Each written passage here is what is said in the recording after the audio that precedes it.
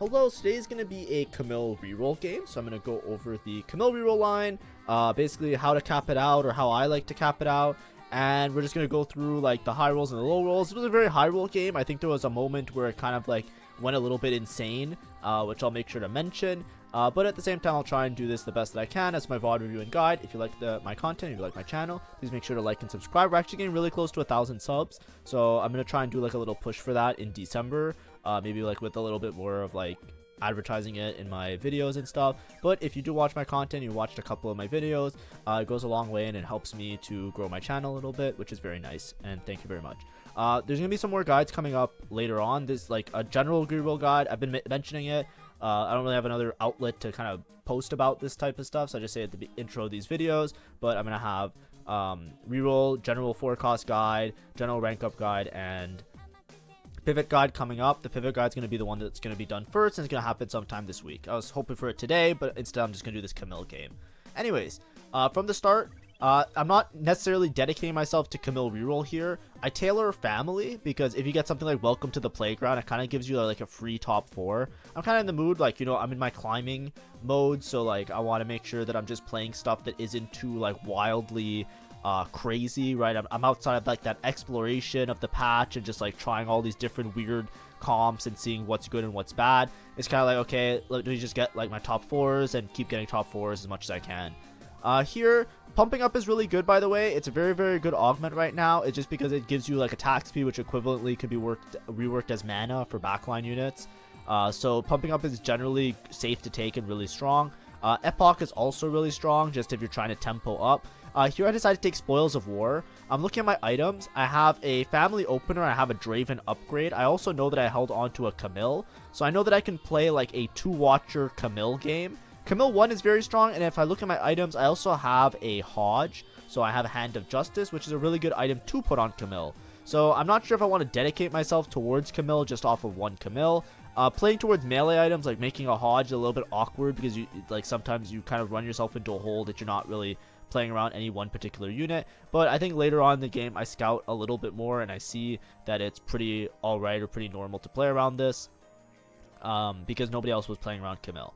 So in terms of the actual comp, so I'm going to show you one or two little guide things right now just to give you like an idea of what I'm aiming for and what I'm trying to do. But basically, when you're rerolling Camille, you have a lot of options. It feels very flexible. But basically, the idea is that you're just playing around ambushers. Oops, I spelled ambusher wrong.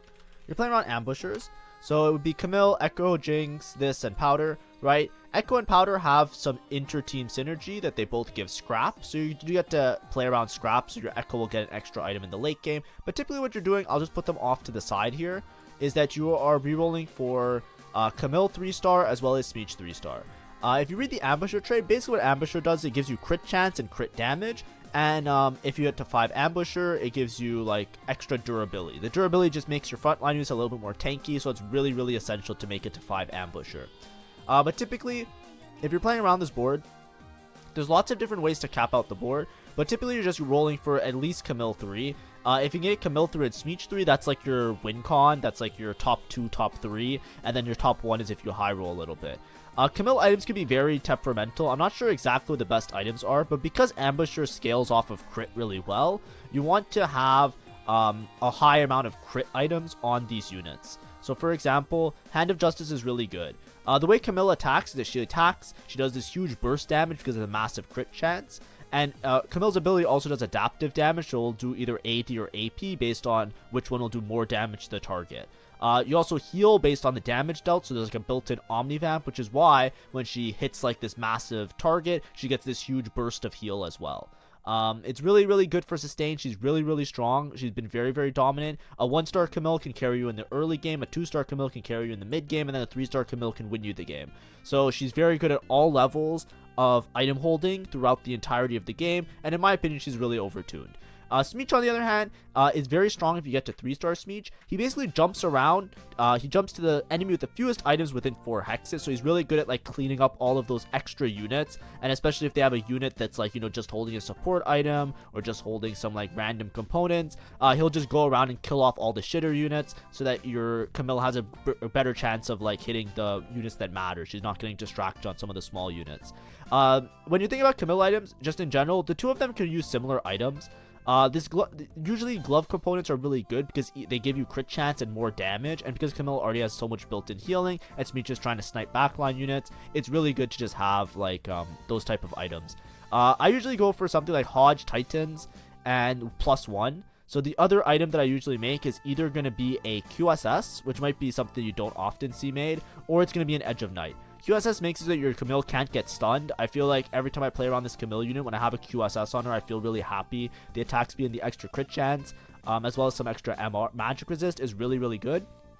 Especially since like most other boards that you're going to see are going to be AP boards. AD isn't that prevalent in the current meta because most people are playing around Heimer and those type of lines. So QSS seems really, really good. It makes her immune to crowd control, which I generally enjoy. And then Titans just gives her a little bit of tankiness as well as attack speed that helps her to sustain herself a little bit. But you can also basically make any frontline melee items. They're all pretty good on her. I've seen like double healing with with Bloodthirster. I've seen also Edge of Night. Lots of different options. Smeech is the same way. A lot of times I like doing something that's just like pure damage and like an Edge of Night, because Smeech is jumping around. There's a lot of times he can just get deleted in the back line because he dives like an enemy unit, and then you just play like Asterix. Now, the items, like I said, they're very flexible, but typically you'll see something like this on a Camille, and it's alright. And we'll talk about like anomalies and all of that later in the video. When you're talking about like how to cap out this board, typically you're rolling on level 6 and level 7.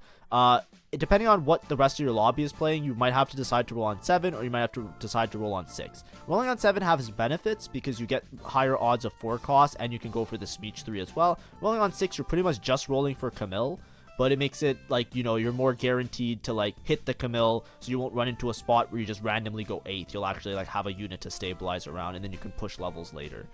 When you're playing the board, I think the one that I like the most is this board, where you play Scar and Garen. You basically get 2 Watcher in with this Echo as a frontline unit. You can use the Garen to buff the HP of both the Camille and the Smeech. So this is a nice way to like play around your lower cost units on level 7. But alternatively, you can also just play around Sentinel and get Enforcer in for Camille. I don't think Enforcer is that important on Camille. Obviously, if you're in a high roll situation, you can make it to like level 8, level 9. You can try and play towards one of the vertical traits, but a lot of times, you can just play like a Sentinel, like 2 Sentinels, and play around this. And then a lot of times, if you have extra spots, you're just playing like one of many emissary units, something like a Tristana, or anything else to kind of like boost your speed. I was talking about this today with my chat. I think in the stats, it says that like something like 4 scrap is really good. And the idea is that you play like Loris, Rumble, and then you play like Tristana and Corki. Like you play some crazy board like this, and then the scrap shield is like really massive on the Rumble and the Echo. This seems very high roll. If you're able to hit like Camille 3, Smeech 3, and then also hit a Rumble and a Jinx and a Tristana and a Corki and an Echo and be able to make it to like level 9. Like these aren't boards that are realistic. A lot of times you just pick one frontline trait, either Sentinel or Watcher, and you play the extra units here. And then if you don't have 5 Ambusher, you're just playing like emissary units or team-wide buff units that you can try and fit in, right? Like even a random Mbessa would be good in a lot of spots because it gives like some extra armor. But anyways, that's like the goal. That's the goal of the board. As you can see here, I am Spoils of War. I 5-streaked all of stage 2 because Camille 1 is very, very strong, right? Camille 1 could usually streak you for stage 2. That's why I took Spoils of War. I felt like, okay, I think I'm pretty comfortable with this. I have Darius upgrade. I hit a Smeech on Carousel, so I got an extra Ambusher in.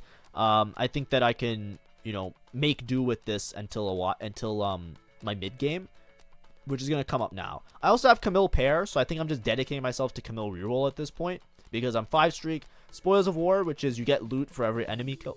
Excuse me, so you want to be very strong early in the game. Here I make QSS. I also made Bloodthirster. I remember I was saying like double healing isn't necessarily like that necessary on Camille, but I have seen it before. The reason is just that like she does so much healing with her built-in kit damage and her built-in kit Omnivamp that you can just put like the extra healing items on somebody else.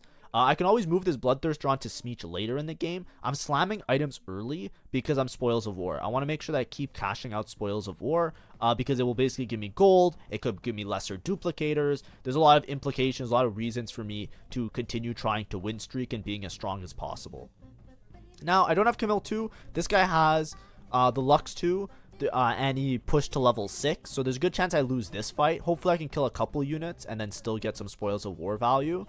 But either way, we're just going to play around this board for a while. I'm playing around the Darius upgrade that's just going to try and soak up some damage. And then I'm going to play around whatever other units I can fit in on level 6, level 7, level 8. Slamming is very good, by the way. It's very, very strong. It gives you a lot of EXP, and the extra 2 EXP that it gives you per round is very valuable. Here, because I'm going to be playing at a lower level, I kind of don't want to take it.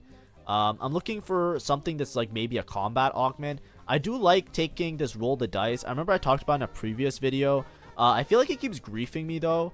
I feel like the cash outs for roll the dice are really, really strong. However, sometimes you get a cash out like this, which I think this is maybe one of the more common cash outs, but you just get a bunch of 3 costs, which equivalently is a lot of gold, right? It's like 20 gold basically as a gold augment, which is fine for me. I'm down to reestablish my econ and play around that. The only problem is that it doesn't keep me strong right now. It's kind of just like a very middling econ augment. There's a lot of other cash outs that roll the dice can give you, like multiple copies of the same component. It can also give you multiple like duplicators and stuff like that. So I used to take it all the time. I think the first 3 or 4 times I took it, it was always like giga broken. But now I'm starting to realize that it might not be as good, because like basically the last 4 times I've taken it or so, I keep getting the cash out, which is just random 3 costs, and it really isn't, it doesn't seem that useful. Because if I just wanted an econ augment, I could have just taken like slamming or something like that, which would have been way more valuable. So, you know, what I'm saying is I respectfully might be wrong in saying that this roll the dice augment is very good. I think I'm starting to realize that I should probably not take it as much as I do. So, I'm making sure everybody else knows that. I'm changing my opinion. Which is fine. Here I'm rolling a little bit. I'm not sure what I'm rolling for, if I'm being honest. Oh, I'm just rolling for till 50. Okay, yeah. I was holding a bunch of 4 costs on my bench, so I was able to roll a little bit deeper. I'm trying to gather as many copies of Camille as possible. Now, this game, like, I'm not quite sure with Camille if you roll on 6 or roll on 7. Rolling on 6 is the highest odds of finding a 2 cost. So normally when you're playing this comp, you're just going to set yourself up like this on stage 3. You're going to have a Camille 2. You roll until a Camille 2. Then you slow roll above 50. So you keep your 50 gold. So you're constantly making maximum interest. And you roll as much as you have extra 50 gold in order to find copies of Camille as well as the rest of the units for your board. I don't know if it's correct to roll on 6 or roll on 7. Rolling on 7 is very, very efficient, but it risks you never hitting Camille 3, which is very, very scary. Camille 3 is very important. Obviously, it's Camille Reroll. That's the name of the comp. If you have just a Smeech 3, it's definitely worse than having just a Camille 3, in my opinion, right? I don't know if that's 100% accurate, but to me, from playing it, I feel like Smeech 3, no Camille 3 is worse than Camille 3, no Smeech 3. So you definitely want to prioritize hitting the Camille 3. In this lobby, there are multiple people that are rolling 3 costs, because there's another Kog'Maw player and there's another guy that's holding on to a bunch of 3 costs as well. So there's a good odds that I will be able to find Smeeches on level 6, because there's 3 costs are going to be removed from the pool very easily. If there was a lot of 2 cost rerollers, right? Like let's say there is somebody I think that's playing Welcome to the Playground. I'm not 100% sure, but if somebody has like Vander 3, for example, it might be easier to find this Camille on level 7, because if people are buying a lot of 2 costs, then it's easier to like hit those units, even if the odds are slightly less in the shop, because your the 2 costs pool is going to be thinned out. I'm not 100% sure which is the right decision. I like personally rolling on 7 because you have a chance of hitting Jinx. You have a greater odds of hitting both Garen and Echo, which are really, really, really powerful in this comp, just in terms of frontline and in terms of just like having another damage dealer on your team. And I feel like on 6 odds, you're really only rolling for Camille. So, you know, it just comes down to how much of dire straits you're in. If you think that you can greed and you can go 7 and just slow roll on 7, then by all means try that out. If you think that you can hit Smeech 3, Camille 3 on level 6, then roll on 6. That's the way I would put it. If you're in a bad spot, don't try and fix your spot by pushing levels with this comp. Fix your spot by hitting the Camille 3. That's what I would suggest. So that's like my take on it. In this game, I think you'll notice like I roll a little bit on 6 because I'm trying to gather as many copies of Camille as possible, and then I'll decide whether or not I push levels after that. This unit isn't that, like, I don't know how to describe it. It's not necessarily, I don't necessarily want to push levels in this spot, right away because it seems like there's a lot of other people rerolling. And if I hit a bunch of Smeeches or if I hit a bunch of Camilles, maybe I can decide then to level a little bit later. So as you can see, I didn't roll this round because I haven't decided yet. I'm staying level 6, 61 gold because I might push to level 7 now, or I might stay on level 6 and continue to gather Camilles. So I'm not sure. That's the main thing, is that I'm not sure which one I want to do. I think at the end of this game, or by the middle of this game, like in a round or two, I'm going to decide to just roll on 6. The reason is that my HP doesn't look super convincing, and there's a lot of people that have very, very strong boards. So as you can see, I'm going to roll here on level 6 now. I'm going to start slow rolling. I could have rolled last turn, maybe got the Smeech 2 ahead of time, and maybe it would have changed the outcome of the last fight. But it's okay, I was lose streaking anyways. As you can see, I found quite a few copies of Smeech, so I no longer feel the need to go to level 7. Because I'm not that close. Like, you know, if it was opposite, right? Let's say I had 0 Smeeches and I had like 7 or 8 Camilles, right? I might be more incentivized to push levels. Now, here's the part where the game goes insane. So, I hit fucking Ord Artifact, right? Now, I have 2 chances to hit the game-winning situation. Here, I just take Prowler's Claw. It gives crit chance and it gives AD, so I'm totally down for that. And it makes them target random units. I hit Silvermere Dawn. If you don't know, Silvermere Dawn on Camille is giga broken. It is the best thing you can hit. It is so fucking strong. It is ridiculous, right? It is absolutely ridiculous, right? If you go by artifacts, items, and you go placements, check this out, right? I'm gonna yonder at this real fast. The best artifact in terms of what the placement is Silvermere Dawn. And if you look at the best unit for a Silvermere Dawn, it's Camille.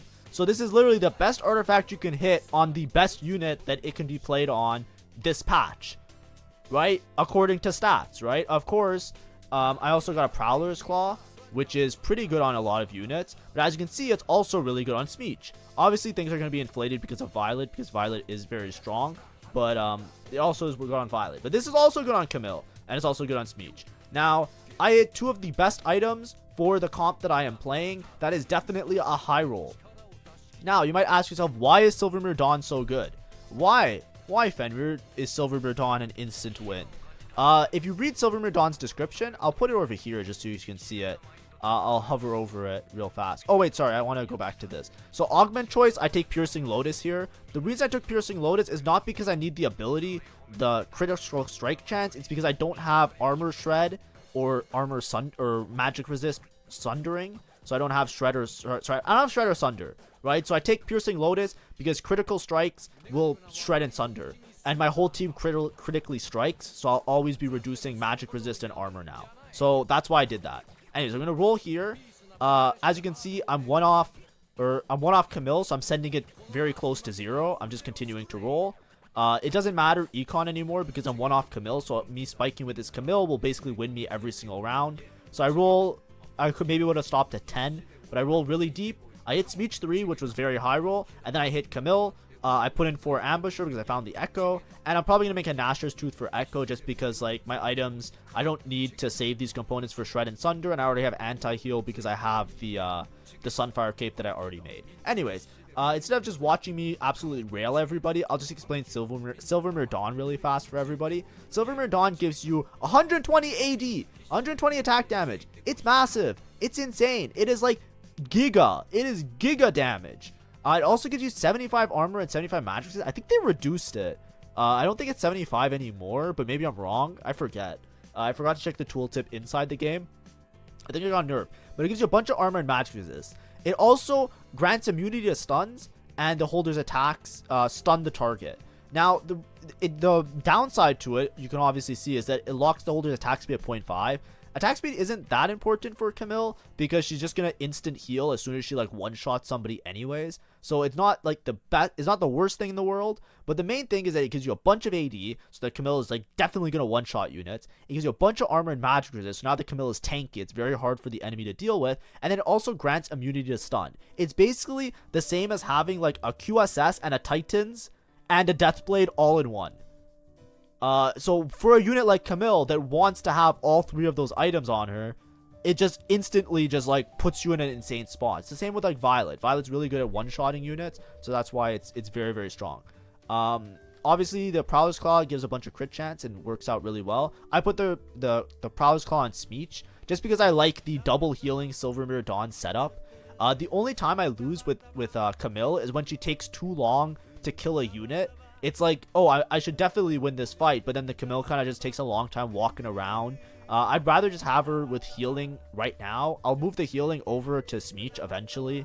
Like, maybe I'll rearrange my items. But I don't want to put double Ornn Artifact on the Camille because I'd rather just play it as is, right? I could technically do Hodge, Silvermere Dawn, Prowler's Claw all on the Camille. Technically, that might be a little bit stronger, but I actually like Prowler's Claw and Quicksilver on the Smeech because I think the Smeech gets a lot of work done with those two items. I could obviously change things around a little bit. I make a Titans here. Titans can go on Echo later, and I can move around my healing items. I don't need Titans on Camille because the Silvermere Dawn gives a bunch of armor and MR and a bunch of AD, so there's no real reason for her to have Titans anymore. But I like the double healing on the Camille. I just want to make sure she doesn't die to some random bullshit, which happens to me a lot. I level here for Enforcer. It's a little bit of a... It's an on-tempo level, but I don't really care too much about my econ right now because I'm probably going to be stuck at level 7, level 8 for a while. So I just level a little bit. This guy Zephyr's my Camille. Little does he know that just makes her safe from getting targeted for a while. So, like, I'm totally fine with that. And as you can see, this Meech is going to jump around. He's going to do a lot of damage. He's going to kill off all of the, like, crap units because he just targets units that have less items. As you can see in that game, Camille got Zephyred, so she didn't get to pop off. She attacks very slow. Smeech did a massive amount of damage. That's the reason you need Smeech and Camille. Smeech is really good at bursting and just like jumping around and getting rid of a bunch of units. And Camille is very slow, even without Silvermere Dawn that locks her attacks. But she's very slow and methodical. So you need her to be like a certain level of survivability and tankiness. That's why, like I said before, I like double healing in this case with the Silvermere Dawn. I don't think it's the best in slot. I think if you look at the stats, it's definitely a mistake. And you should put like Silvermere with the Prowler's Claw or Silvermere with another item and a healing. But either way, it's fine. Now, in terms of items, I want anything that gives this Camille a lot of tankiness, or some sort of value. Here, I'm considering taking Diving In, because it seems like it's pretty good, but I'm like, I might as well not. I'm rolling really deep here. I just want something that gives her like a lot of survivability, like something that gives her like, you know, a giga HP, for example, would be something that I like.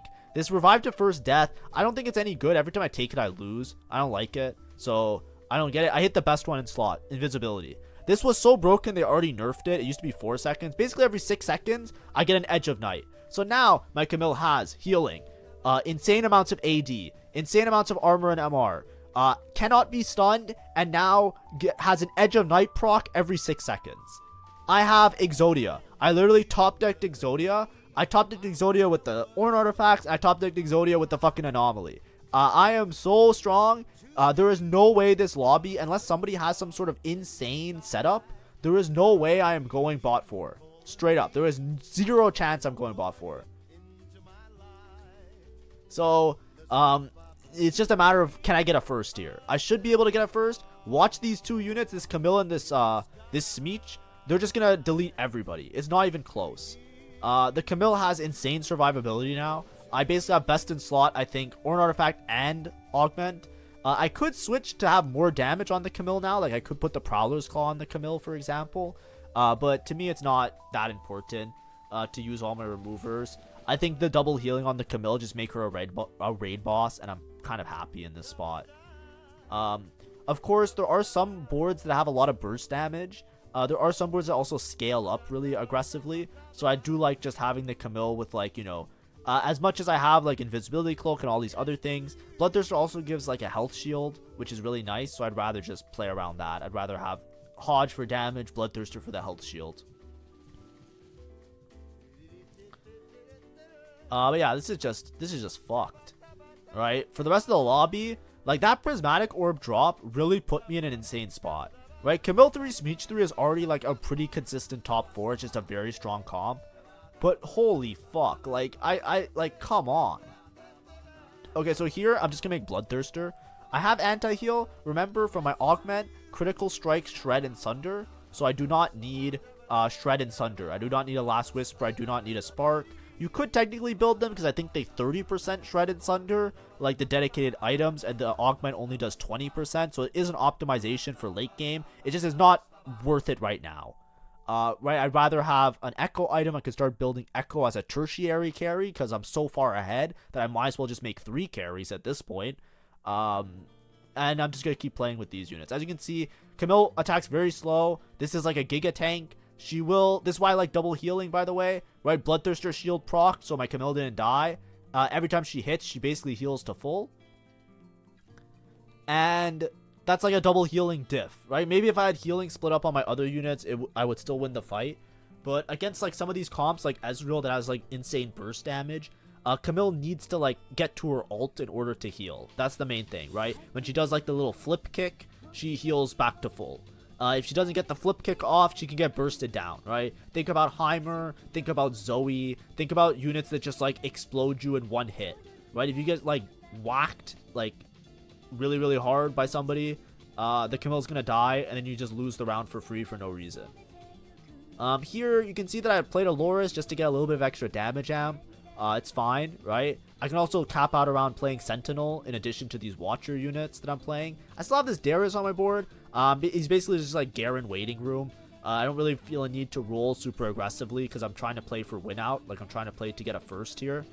Most lobbies won't be able to deal with this Silvermere Dawn Camille, and I'm also win streaking, so I don't really feel incentivized to like roll and strengthen my board anymore. Just gonna walk up slowly and beat the shit out of everybody. So, you know, it is what it is. I high rolled, you know. If you don't high roll these items, by the way, you have to be a little bit more careful in terms of positioning and capping out your board. Like I said, you can play around Sentinel, play around Scrap. Scrap is usually if you're playing Echo as a secondary. Like sometimes people will play Camille 3, Smeech 2, and then make an Echo 2, like they'll roll on level 8 odds, they'll skip level 7, and then they'll cap out around like Scrap with Echo, and Echo's like the primary carry, and Camille 3 also has items on her. But here I'm playing around Smeech and Camille, which is fine. Eventually I want to hit 5 Ambusher, so I'm just waiting for a Jinx. In this case, you'll see this is why I really like to have Smeech around. Smeech jumping around is very powerful. I get my Smeech Zephyr, which is fine. Camille, as you see, she's going to try and take down this Mundo. This Mundo has insane amounts of HP, so it's going to be very hard for me to take down this Mundo. The Twitch is ramping up, which is a little bit scary, but the Smeech is going to jump around a little bit, and as you can see, he goes and he kills the Twitch. So this fight, it's going to take a while, because the Mundo is going to be hard to, like, chew down with the Camille. But in a 1v1 here, the Mundo just doesn't have enough damage to out DPS this Camille, basically. So I'm going to win it in overtime for sure. But thank God we had the Smeech, because imagine if the Smeech didn't snipe the backline, then what would happen is the Twitch would just ramp up, and I would probably lose this fight.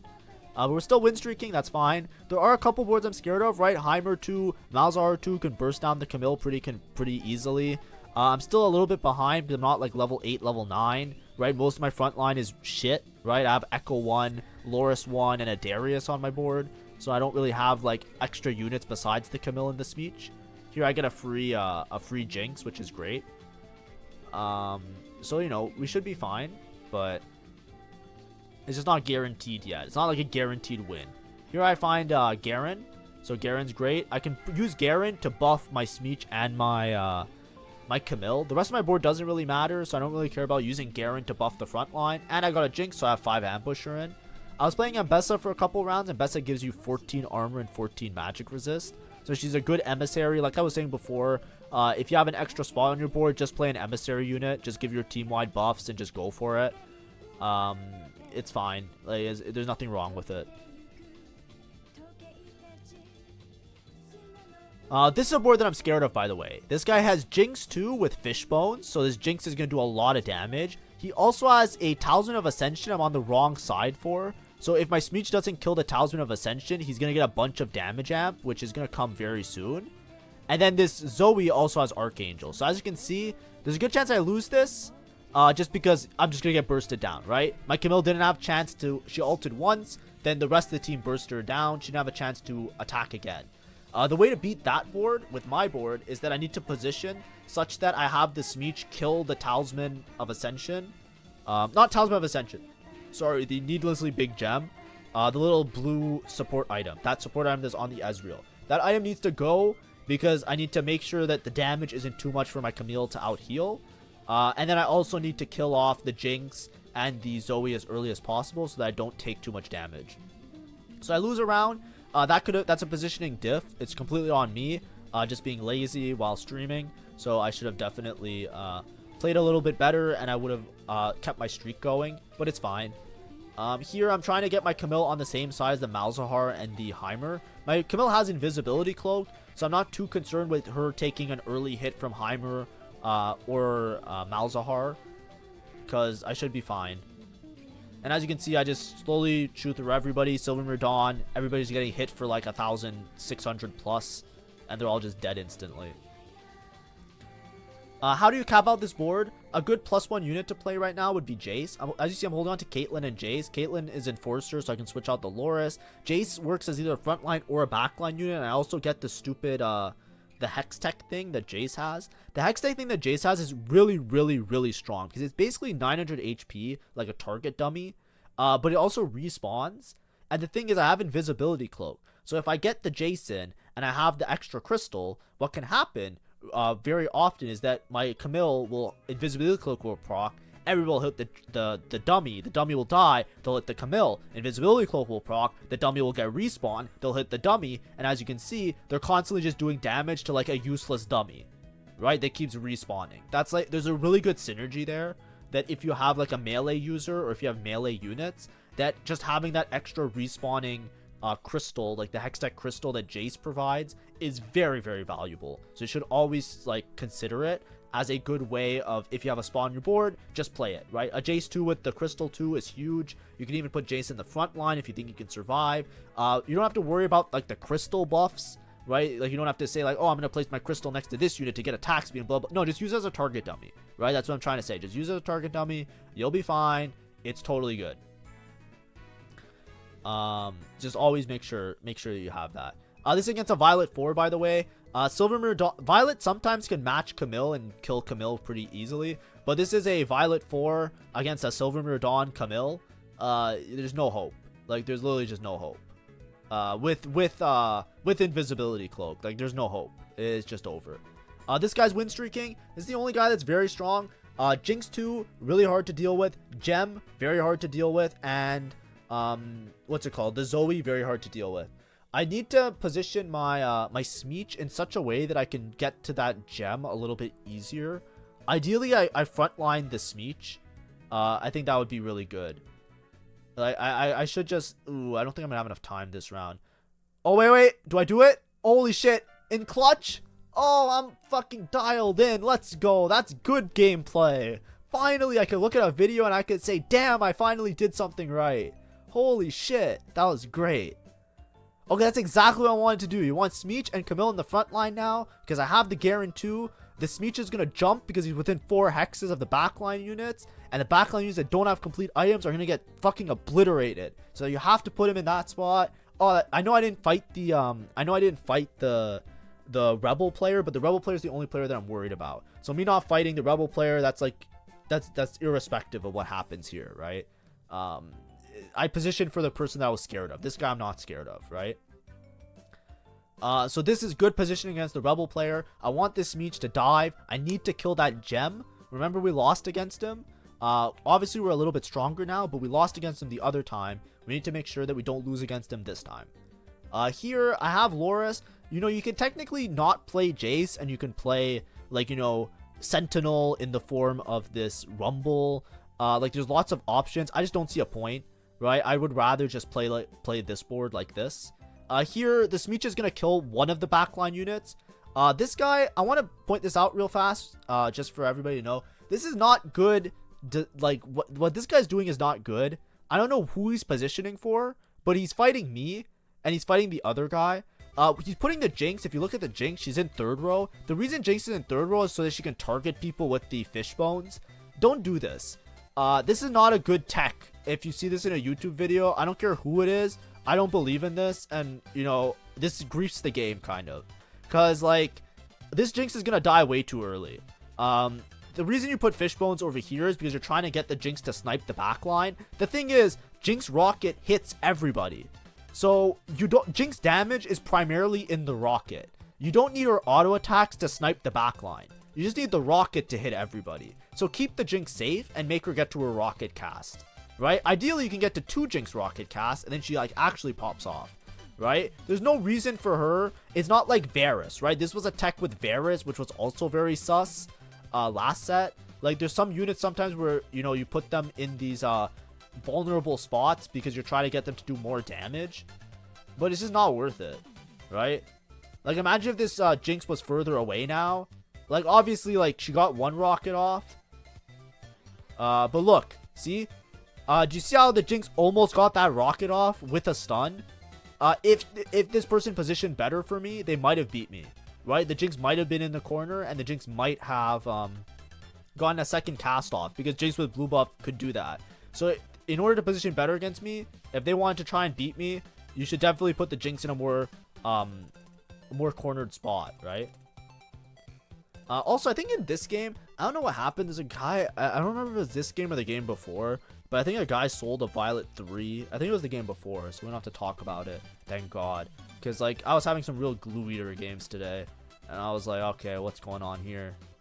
But anyways, I've been talking a lot, but, you know, push comes to shove. The comp is very strong. Hopefully, I gave you, like, a bit of an intro with it. This is, like, a very capped out version of this comp.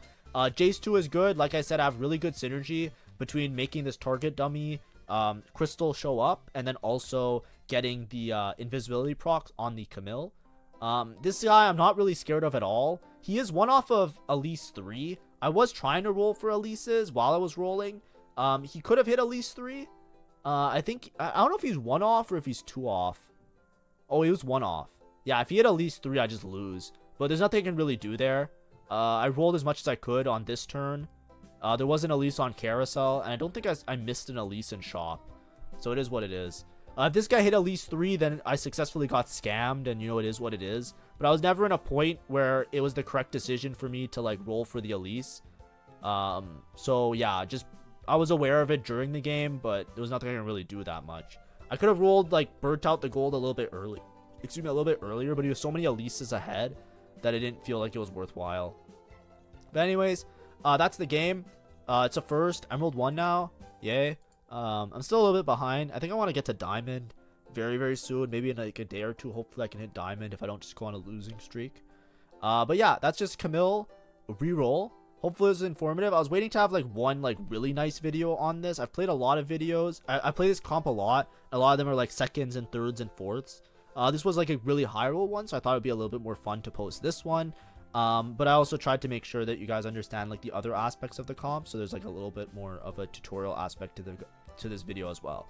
But thank you for watching. Hope you have a great day, and I'll see you guys later. Bye bye.